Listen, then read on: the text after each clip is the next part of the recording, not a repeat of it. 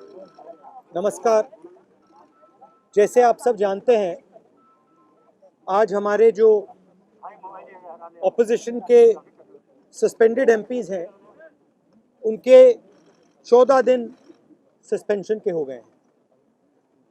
House में जिन चीज़ों के बारे में ऑपोजिशन डिबेट करना चाहती है, वो डिबेट सरकार नहीं होने देती है। और जहां भी ऑपोजिशन अपनी आवाज़ उठाने की कोशिश करती है तो धमकाकर, डराकर उनको सस्पेंड करके सरकार काम करती है। ये लोकतंत्र की हत्या है। पार्लियामेंट हाउस में डिस्कशन होना चाहिए, सब मुद्दों पर डिस्कशन होना चाहिए, मगर जो डिस्कशन हम करना चाहते हैं वो हमें करने नहीं दिया जाता है। सरकार के ऊपर हम सवाल उठाना चाहें, सरकार सवाल उठाने नहीं देती। 3-4 ऐसे मुद्दे हैं जो सरकार मतलब नाम तक लेने नहीं देती।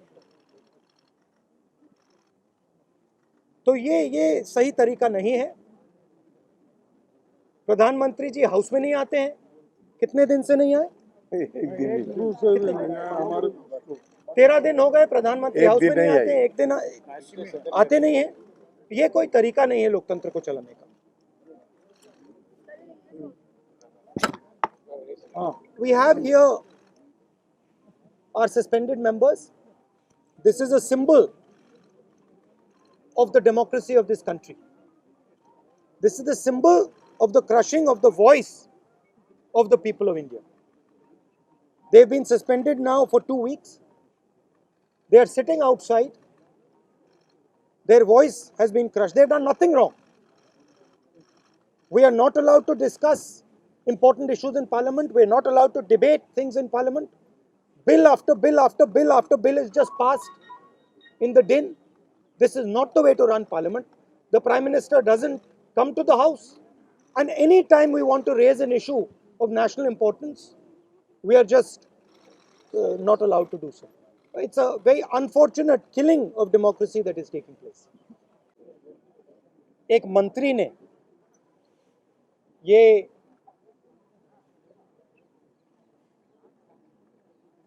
मंत्री ने किसानों को मारने का काम किया।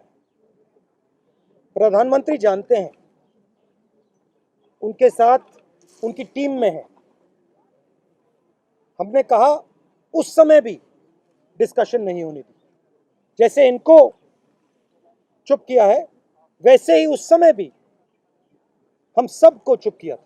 हम यहां भी आए थे। हमने कहा था कि देखिए, चर्चा करने दीजिए। सच्चाई सबको मालूम है। सच्चाई यह है कि किसानों के खिलाफ 2-3 बड़े पूंजीपति खड़े हैं। नरेंद्र मोदी जी आगे हैं। मैं अभी सोच रहा था, इनको राज्यसभा के चेयरमैन ने नहीं निकाला है, इनको प्रधानमंत्री ने भी नहीं निकाला है। इनको उस शक्ति ने निकाला है जो किसान की कमाई और किसान की आमदनी चोरी करना चाहती है। इसलिए यहां बैठे हैं। प्रधानमंत्री इंप्लीमेंटर है, चेयरमैन इंप्लीमेंटर है। शक्ति, जैसे हिंदू धर्म में शक्ति होती है, हर व्यक्ति के पीछे शक्ति होती है। दुर्गा की शक्ति होती है, लक्ष्मी की शक्ति होती है, वैसे ये पूंजीपतियों की शक्ति है।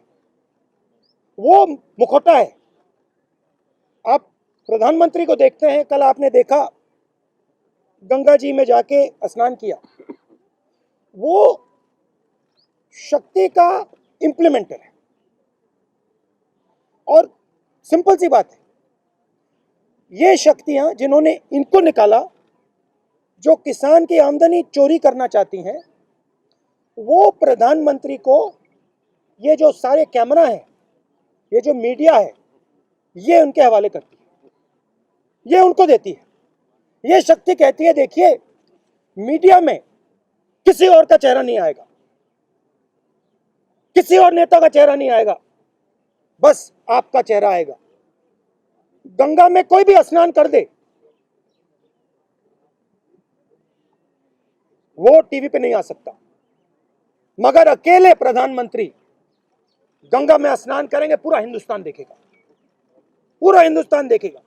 क्योंकि एक प्रधानमंत्री के पीछे पूंजापतियों की 2-3 शक्ति है, और उन्होंने इन कैमराओं को कैप्चर कर रखा है, और उन्होंने इन लोगों को, जो जनता की आवाज है, उनको पार्लियामेंट से बाहर निकालकर गांधी स्टैचू के पास बैठा दिया। यह सच्चाई है, और देश को और किसानों को यह सच्चाई पहचाननी पड़ेगी। लखीमपुर का जो मुद्दा है वो आप पार्लियामेंट में उठाएंगे ना? पार्लियामेंट में उठाएंगे, उठाने नहीं देंगे। हम दो, हमारे दो, उठाने नहीं देंगे। 4 लोग उठाने नहीं देंगे, इनको बाहर कर देंगे।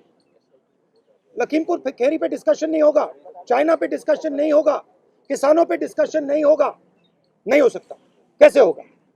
इसका क्या मतलब है? कोई मतलब नहीं।